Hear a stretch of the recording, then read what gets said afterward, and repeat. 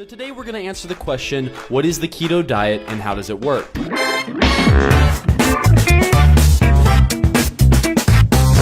If you've never heard of ketosis, well, this is basically a question about the benefits of a low-carbohydrate diet. Let's start with a basic fact of physiology. For many of the important parts of your body, glucose is the #1 fuel. Your brain, red blood cells, testes, and many others will all shout to glucose when you're looking at the menu.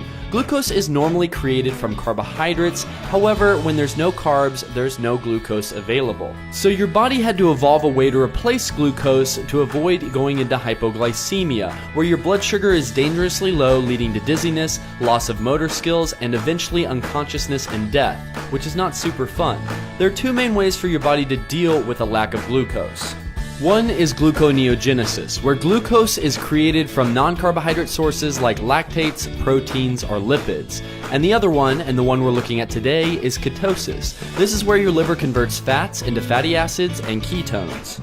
Now in the old days, before gyms, jogging groups, and calorie counting apps, ketosis would most likely only occur in times of starvation or as a part of certain illnesses. Okay, now that doesn't sound too good, but old diets were not a matter of choice, they were a matter of availability. Today we get to choose what we eat. So should you choose a keto diet? And what does the research actually say? The diet is generally defined as a strict 50-gram limit on carbohydrates per day. More than this, and it's unlikely ketosis will begin. Most keto diets are also mainly fat, sometimes up to 80% of your calories. Beyond weight loss, there are some very exciting papers on keto and how it relates to certain illnesses. Firstly, it has been proven for almost a century that diets similar to the keto diet can dramatically reduce seizures from epilepsy. And it doesn't end there. There have been studies from Florida exploring the benefits for Navy SEAL divers and protection from oxygen toxicity seizures that they are sometimes susceptible to. Many other studies are looking into the effects on cancer growth. The keto diet clearly slows the metabolism, and this has been shown to slow the growth of even very aggressive tumors in rats. And there's a handful of other research into various areas such as acne, Alzheimer's, and Parkinson's. So is the keto diet health nerd approved?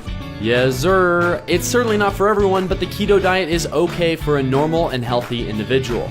How long does it take to get into ketosis? Well, it will take about 2 to 3 days to use up your reserves of glucose that you have, and after that you will enter keto. Finally, what happens if you break your carb limit? If you go over your carb limit, you will stop the process, but remember, as we said before, this hasn't been shown to affect your weight loss, so if that is your main goal, it doesn't really matter if you're in or out of ketosis. Thanks for watching.